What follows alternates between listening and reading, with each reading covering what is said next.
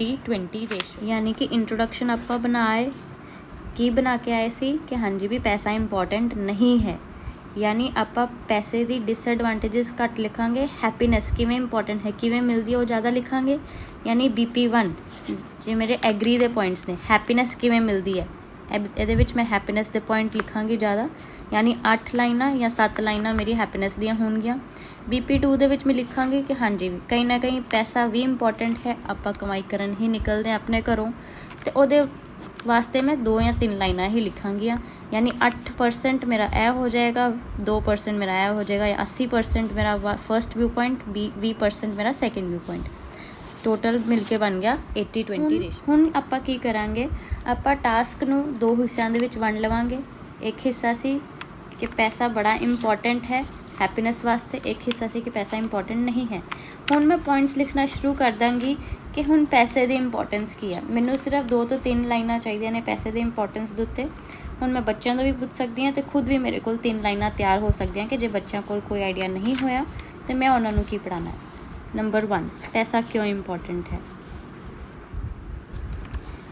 पैसा इसलिए इंपॉर्टेंट है या असेंशियल है या सेलिएंट है क्योंकि यही सोल रीज़न है। सोल रीज़न यानी कल्ला रीज़न है कि बंदा अपने घरों बाहर निकलता अर्न करन वास्ते, ताकि वो अपनी फैमिली नू प्रोवाइड कर सके यानी उन्हों का खर्चा पानी चला सके। यह तो होगी फर्स्ट एडवांटेज। दूसरा एडवांटेज की है, जे वो बैटर अर्न करेगा, बैटर तो मेरा मतलब है जे वो ज़्यादा पैसा अर्न करेगा ਉਹਦਾ लाइफ स्टाइल भी वधिया होएगा।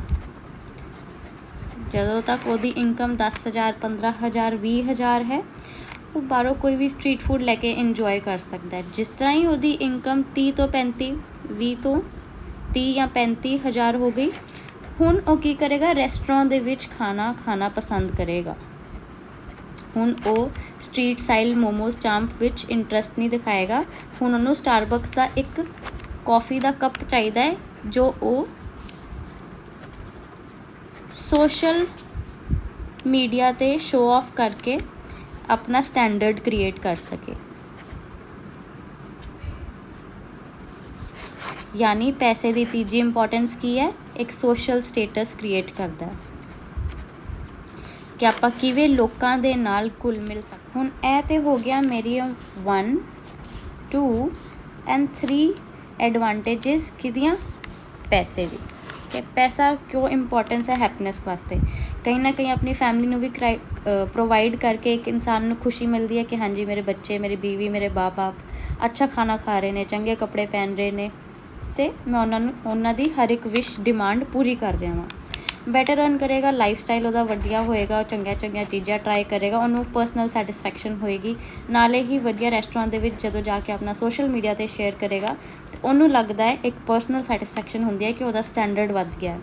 सोशल मीडिया पर उन्हें सोशलाइज किया, उन्हें पहले जे वो डोसा खांदा सी, डोसे दे पाके उन्हें लोग लाइक नहीं करते सी। हुण जो उन्हें हथ विच स्टारबक का कप फड़िया होया है तो फिर सारे लोग उहदे नाल सोशलाइज करनगे, यानी वह एक सोशल स्टेटस बन जाएगा। हुण आपां चलदे हां ऐसे दे दूजे पहलू ते। आपां अपना BP2 दा पहले ही मटीरियल तैयार कर लिया कि पैसे की इंपॉर्टेंस, कुछ लोग जो थोड़े पीपल मनते सी कि पैसा इंपॉर्टेंट नहीं है, पैसा इंपॉर्टेंट नहीं है, ओदी चीज़ ओदे पॉइंट्स में लिखांगी इस पासे। पैसा क्यों इंपॉर्टेंट सी, वो मैनू 3 लाइनां चाहिए सी BP2 वास्ते, वो मैं लिखता इत्थे। बट जिहदे नाल मैं एग्री करदी सी कि पैसा इंपॉर्टेंट नहीं है या हैप्पीनैस की है, कितों अब सानू चंगी हैप्पीनैस मिल सकती है, वो पॉइंट्स हुण मैं लिखांगी इत्थे। हुण हैप्पीनैस की है, हैप्पीनैस एक फीलिंग हैगी सी, जिहड़ी अंदरूनी फीलिंग होती है, खुश होते। कदों खुश होंदे आपां, जदों सारियां चीज़ां साडे मुताबिक चलदियां होण। ते सारियां चीज़ां साडे मुताबिक सिर्फ पैसे नाल ते नहीं चल सकदियां, साडे मुताबिक कभी भी कुछ नहीं हो सकता। सब कुछ गॉड्स प्लान है या डेस्टिनी है, अपनी किस्मत है, साडे हथ विच कुछ। हुण आपां वो चीज़ां दी लिस्ट बनावांगे कि किहड़ियां चीज़ां सानू खुशियां प्रोवाइड करदी है ਪੈਸੇ ਨੂੰ ਸਾਈਡ ਤੇ ਰੱਖ ਕੇ, ਕਿ ਫੈਮਿਲੀ ਗੈਦਰਿੰਗ, ਫੈਮਿਲੀ ਦੇ ਨਾਲ ਮਿਲ ਕੇ, ਫੈਮਿਲੀ ਦੇ ਨਾਲ ਟਾਈਮ ਸਪੈਂਡ ਕਰਕੇ, ਉਹਨਾਂ ਦੇ ਨਾਲ ਅੱਧਾ ਘੰਟਾ 2 ਘੰਟਾ ਬੈਠ ਕੇ ਗੱਲ ਕਰਕੇ, ਆਪਣੇ ਇਮੋਸ਼ਨਸ ਸ਼ੇਅਰ ਕਰਕੇ, ਆਪਣੀ ਫੀਲਿੰਗਸ ਸ਼ੇਅਰ ਕਰਨੀਆਂ, ਆਪਣੀ ਪਰਸਨਲ ਸਟੋਰੀ ਦੱਸ ਕੇ, ਉਹਨਾਂ ਤੋਂ ਐਡਵਾਈਸ ਲੈ ਕੇ ਕਿ ਸਾਨੂੰ ਚੰਗਾ ਨਹੀਂ ਲੱਗਦਾ, ਕਿ ਸਾਨੂੰ ਰਸਤੇ ਨਹੀਂ ਮਿਲਦੇ, ਜਿਹੜੇ ਵੀ ਮੋੜ 'ਤੇ ਜਿੰਨਾ ਵੀ ਡਿਸੀਜ਼ਨਸ 'ਤੇ ਆਪਾਂ ਖੜ ਜਾਂਦੇ ਆ ਕੇ ਕਿ ਹੁਣ ਮੈਨੂੰ ਨਹੀਂ ਪਤਾ ਲੱਗ ਰਿਹਾ ਮੈਂ ਕੀ ਕਰਾਂ, ਕਿ ਸਾਨੂੰ ਸਾਡੇ ਮਦਰ ਫਾਦਰ ਗਾਈਡਿੰਗ ਪਾਥ ਨਹੀਂ ਬਣਦੇ, ਅਤੇ ਜਦੋਂ ਉਹ ਗਾਈਡਿੰਗ ਪਾਥ ਬਣਦੇ ਨੇ ਕੀ ਸਾਨੂੰ ਖੁਸ਼ੀ ਨਹੀਂ ਮਿਲਦੀ? ਆਫ ਕੋਰਸ ਮਿਲਦੀ ਹੈ। ਯੈਸ, ਤਾਂ ਯਾਨੀ ਸਾਡਾ ਫਰਸਟ ਪੁਆਇੰਟ ਹੋ ਗਿਆ ਟਾਈਮ ਸਪੈਂਡ, ਇਮੋਸ਼ਨਸ ਸ਼ੇਅਰ ਕਰਨਾ, ਫੀਲਿੰਗਸ ਸ਼ੇਅਰ ਕਰਨਾ ਆਪਣੇ ਮਦਰ ਫਾਦਰ ਦੇ ਨਾਲ ਜਾਂ ਆਪਣੇ ਫੈਮਿਲੀ ਮੈਂਬਰਸ ਦੇ ਨਾਲ। ਇਹ ਤਾਂ ਹੋ ਗਿਆ ਸਾਡਾ ਫਰਸਟ ਪੁਆਇੰਟ ਕਿ ਕਿਵੇਂ ਪੈਸੇ ਤੋਂ ਬਿਨਾਂ ਖੁਸ਼ੀ ਮਿਲਦੀ ਹੈ। ਦੂਜਾ ਪੁਆਇੰਟ, ਹੁਣ ਲੈ ਲਓ ਟੀਚਰ। ਹੁਣ ਪੇਰੈਂਟਸ ਤੋਂ ਬਾਅਦ ਟੀਚਰ ਇੱਕ ਪਰਸਨ ਨੇ ਜਿਹੜੇ ਤੁਹਾਡੀ ਲਾਈਫ ਦੇ ਵਿੱਚ ਆਉਂਦੇ ਨੇ। ਜਦੋਂ ਟੀਚਰ ਤੁਹਾਨੂੰ ਲਾਈਫ ਦੀ ਪੌੜੀ ਚੜ੍ਹਨਾ ਸਿਖਾਉਂਦੇ ਨੇ, ਯਾਨੀ ਇੱਕ ਪੌੜੀ ਤੋਂ ਬਾਅਦ ਦੂਜੀ ਤੋਂ ਬਾਅਦ ਤੀਜੀ, ਫੋਰ ਐਗਜ਼ਾਮਪਲ ਪਹਿਲੇ ਤੁਸੀਂ ਫਸਟ ਕਲਾਸ, ਫਿਰ ਸੈਕਿੰਡ, ਥਰਡ, ਇਸ ਤਰ੍ਹਾਂ ਕਰਦੇ ਕਰਦੇ 8th, ਫਿਰ 9th, ਫਿਰ 10th ਦਾ ਬੋਰਡ ਦਿੱਤਾ, ਫਿਰ +2 ਦਾ ਬੋਰਡ ਦਿੱਤਾ, ਫਿਰ ਤੁਸੀਂ ਆਇਲਸ ਕਰਨ ਆਏ। ਤੁਸੀਂ ਆਇਲਸ ਕੀਤੀ, ਤੁਹਾਨੂੰ ਗਾਈਡੈਂਸ ਦਿੱਤੀ ਕਿ ਤੁਸੀਂ ਕੈਨੇਡਾ ਜਾਣਾ, ਤੁਸੀਂ ਇਹ ਕਰੋ, ਤੁਸੀਂ PT ਜਾਣਾ, ਤੁਸੀਂ ਆਸਟ੍ਰੇਲੀਆ ਜਾਣਾ, ਤੁਸੀਂ PT ਕਰੋ। ਜਦੋਂ ਤੁਹਾਡੇ ਹੋਰ ਵੀ ਕੋਈ ਛੋਟੇ ਮੋਟੇ ਡਿਸੀਜ਼ਨ, ਸਮੌਲ ਔਰ ਬਿਗ ਡਿਸੀਜ਼ਨ, ਤੇ ਤੁਸੀਂ ਅੜ ਜਾਂਦੇ ਹੋ ਜਿੱਥੇ ਤੁਹਾਡੀ ਫੈਮਿਲੀ ਨਹੀਂ ਆ ਸਕਦੀ, ਜਿੱਥੇ ਤੁਹਾਡੀ ਫੈਮਿਲੀ ਐਂਟਰ ਨਹੀਂ ਕਰ ਸਕਦੀ, ਉਹ ਵਾਲੇ ਮੈਟਰਸ ਦੇ ਵਿੱਚ ਜਦੋਂ ਤੁਸੀਂ ਆਪਣੇ ਟੀਚਰ ਤੋਂ ਹੈਲਪ ਲੈਂਦੇ ਹੋ ਜਾਂ ਡਿਸੀਜ਼ਨ ਤੁਹਾਡਾ ਖੜਿਆ ਹੋਇਆ ਹੁੰਦਾ, ਉਸ ਟੀਚਰ ਤੋਂ ਮੋਟੀਵੇਟ ਹੋ ਕੇ ਜਾਂ ਉਹਦੇ ਗਾਈਡਿੰਗ ਪਾਥ ਤੋਂ ਜਾ ਕੇ ਜਦੋਂ ਤੁਸੀਂ ਡਿਸੀਜ਼ਨ ਲੈਂਦੇ ਹੋ, ਤੇ ਉਹ ਡਿਸੀਜ਼ਨ ਤੁਹਾਡੇ ਲਈ ਬਹੁਤ ਫਰੂਟਫੁਲ ਹੁੰਦਾ ਹੈ। ਜਦੋਂ ਉਹਨਾਂ ਦੀ ਗਾਈਡੈਂਸ 'ਤੇ ਤੁਰ ਕੇ ਤੁਹਾਨੂੰ ਉਹ ਸਭ ਕੁਝ ਮਿਲਦਾ ਹੈ ਜੋ ਤੁਸੀਂ ਚਾਹੁੰਦੇ ਸੀ। ਕੀ ਤੁਸੀਂ ਹੈਪੀ ਨਹੀਂ ਹੁੰਦੇ? ਆਫ ਕੋਰਸ ਹੁੰਦੇ। ਯਾਨੀ ਫਸਟ ਸੀ ਪੇਰੈਂਟਸ, ਫਿਰ ਟੀਚਰਸ ਜਿਹੜੇ ਸਾਡੇ ਸੈਕਿੰਡ ਪੇਰੈਂਟਸ ਨੇ, ਉਹਨਾਂ ਤੋਂ ਵੀ ਸਾਨੂੰ ਹੈਪੀਨੈਸ ਪ੍ਰੋਵਾਈਡ ਹੁੰਦੀ ਹੈ ਉਹਨਾਂ ਦੇ ਆਲੇ ਦੁਆਲੇ ਰਹਿ ਕੇ, ਯਾਨੀ being surrounded with teachers, good teachers ਜਿਹੜੇ ਸਾਨੂੰ ਪਾਥ ਦਿਖਾ। ਤੀਜਾ ਪੁਆਇੰਟ ਕਿ ਸਾਨੂੰ ਹੋਰ ਕਿਵੇਂ ਖੁਸ਼ੀ ਮਿਲ ਸਕਦੀ ਹੈ, ਜਾਂ ਸਿਰਫ ਖੁਸ਼ੀ ਪਾਉਣ ਦਾ ਤਰੀਕਾ ਪੈਸਾ ਨਹੀਂ ਹੈ, ਕਿਸ ਤਰ੍ਹਾਂ ਆਪਾਂ ਐਕਸਪਲੇਨ ਕਰ ਸਕਦੇ ਹਾਂ। ਇਨ ਟਾਈਮਸ ਆਫ ਸਿਕਨੈਸ, ਜਦੋਂ ਤੁਸੀਂ ਹੋ ਜਾਂਦੇ ਹੋ ਬਿਮਾਰ, ਹੁਣ ਉਹ ਟਾਈਮ ਸੋਚੋ, ਬਹੁਤ ਜ਼ਿਆਦਾ ਜ਼ੁਕਾਮ ਹੈ, ਖਾਂਸੀ ਲੱਗੀ ਹੋਈ ਹੈ, ਬਹੁਤ ਜ਼ਿਆਦਾ ਬੁਖਾਰ ਹੈ, ਤੁਰਿਆ ਵੀ ਨਹੀਂ ਜਾ ਰਿਹਾ, ਆਪਾਂ ਪੈ ਜਾਂਦੇ ਹਾਂ ਬੈੱਡ 'ਤੇ। ਜਾਂ ਸੋਚੋ ਉਹ ਵਾਲਾ ਟਾਈਮ ਜਦੋਂ ਆਪਾਂ ਛੋਟੇ ਹੁੰਦੇ ਸੀ, ਬੁਖਾਰ ਹੋ ਜਾਂਦਾ ਸੀ, ਹੁਣ ਤੁਸੀਂ ਪਏ ਹੋ ਬੈੱਡ 'ਤੇ। ਹੁਣ ਇੱਕ ਪਾਸੇ ਤੁਹਾਡੇ ਬੈਠੀ ਹੈ ਮੰਮੀ, ਦੂਜੇ ਪਾਸੇ 10 ਗੱਡੀਆਂ ਪਈਆਂ, 100 ਦੀਆਂ, 500 ਦੀਆਂ, 2000 ਦੀਆਂ। ਕੀ ਤੁਹਾਨੂੰ ਜਦੋਂ ਮੰਮੀ ਗਰਮ ਪੱਟੀ ਜਾਂ ਠੰਡੀ ਪੱਟੀ ਕਰਕੇ ਮੱਥੇ 'ਤੇ ਰੱਖ ਰਹੀ ਹੈ, ਉਹ ਵਾਲੀ ਫੀਲਿੰਗ ਨਾਲ ਮਜ਼ਾ ਆਏਗਾ, ਜਾਂ ਤੁਹਾਡੇ ਦੂਜੇ ਪਾਸੇ 100 ਦੀਆਂ, 500 ਦੀਆਂ, 2000 ਦੀਆਂ ਗੱਡੀਆਂ ਪਈਆਂ ਹੋਣ, ਉਹ ਫੀਲਿੰਗ ਤੁਹਾਨੂੰ ਠੀਕ ਕਰ ਸਕਦੀ ਹੈ। ਜਿਹੜੀ ਵਾਰਮਥ, ਕੇਅਰ, ਲਵ, ਇਹ ਚੀਜ਼ਾਂ ਨੇ ਠੀਕ ਕਰਨਾ ਹੈ, ਸਿਕਨੈਸ ਦੇ ਵਿੱਚ ਤੁਹਾਨੂੰ ਆਰਾਮ ਦੇਣਾ ਹੈ, ਉਹ ਪੈਸਾ ਕਦੀ ਵੀ ਪ੍ਰੋਵਾਈਡ ਨਹੀਂ ਕਰ ਸਕਦਾ। ਪੈਸਾ ਸਿਰਫ ਇੱਕ ਪੇਪਰ ਦਾ ਟੁਕੜਾ ਹੈ, ਕਾਗਜ਼ ਦਾ ਟੁਕੜਾ ਹੈ, ਉਹ ਕਦੀ ਵੀ ਤੁਹਾਨੂੰ ਇਮੋਸ਼ਨਲ ਸਪੋਰਟ ਨਹੀਂ ਦੇ ਸਕਦਾ।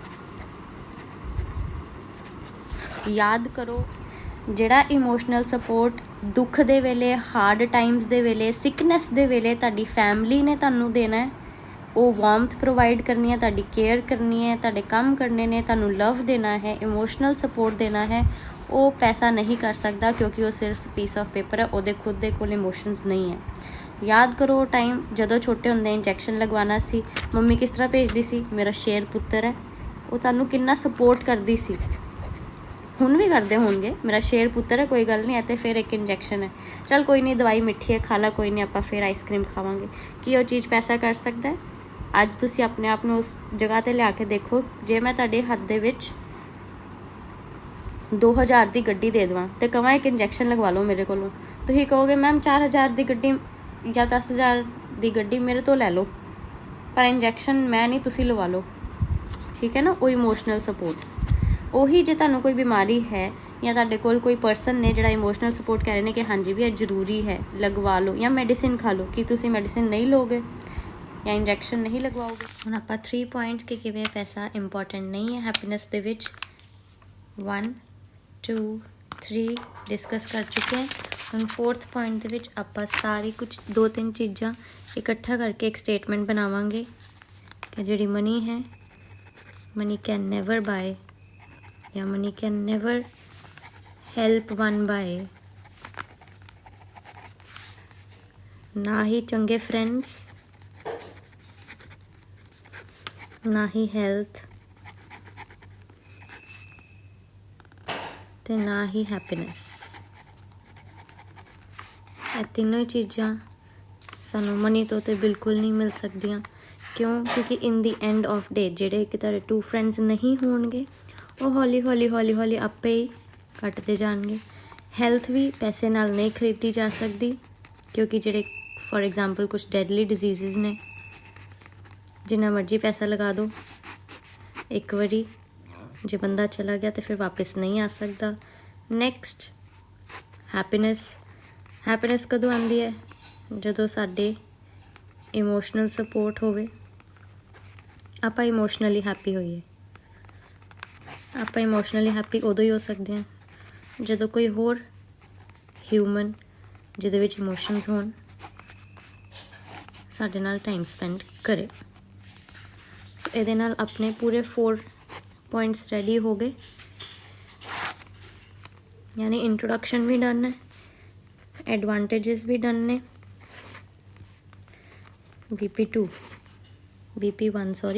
BP1 ਜਿਹਦੇ ਵਿੱਚ ਆਪਾਂ ਲਿਖਣਾ ਹੈ ਕਿ ਕਿਵੇਂ ਪੈਸਾ ਇੰਪੋਰਟੈਂਟ ਨਹੀਂ ਹੈ। BP2 ਹੁਣ ਪੈਸੇ ਦੀ ਥੋੜ੍ਹੀ ਬਹੁਤ ਇੰਪੋਰਟੈਂਸ, ਕਿਉਂਕਿ 80-20 ਰੇਸ਼ੋ ਜਾਣੀ ਹੈ। 3 ਸਟੇਟਮੈਂਟ ਜਾਂ 2 ਸਟੇਟਮੈਂਟ ਇਨਫ ਨੇ ਜਿਹੜੀ ਆਪਾਂ ਪਿੱਛੇ ਡਿਸਕਸ ਕੀਤੀਆਂ। ਹੁਣ ਆਉਂਦੇ ਆ ਕਨਕਲੂਜਨ ਤੇ। ਕਨਕਲੂਜਨ ਦੇ ਵਿੱਚ ਆ ਜਾਏਗਾ ਕਿ ਨੋ ਡਾਊਟ। ਹੁਣ ਸਾਡਾ ਇੰਟਰੋਡਕਸ਼ਨ ਪੈਰਾਗ੍ਰਾਫ ਡਨ ਹੈ, ਬੋਡੀ ਪੈਰਾਗ੍ਰਾਫ 1 ਡਨ ਹੈ। ਬੋਡੀ ਪੈਰਾਗ੍ਰਾਫ ਦੇ ਵਿੱਚ ਕੀ ਲਿਖਾਂਗੇ? ਐਗਰੀ ਵਾਲਾ ਪੁਆਇੰਟ ਕਿ ਕਿਉਂ ਪੈਸਾ ਇੰਪੋਰਟੈਂਟ ਨਹੀਂ ਹੈ, ਉਹ ਵਾਲੇ ਪੁਆਇੰਟ ਸਾਡੇ ਕੋਲ ਹੈਗੇ ਨੇ। BP2 ਦੇ ਵਿੱਚ ਥੋੜ੍ਹੀ ਬਹੁਤ ਪੈਸੇ ਦੀ ਇੰਪੋਰਟੈਂਸ ਬਾਰੇ ਲਿਖਾਂਗੇ। ਪੈਸੇ ਦੀ ਇੰਪੋਰਟੈਂਸ ਦੇ 3 ਪੁਆਇੰਟ ਆਪਾਂ ਪਿੱਛੇ ਡਿਸਕਸ ਕੀਤੇ ਸੀ।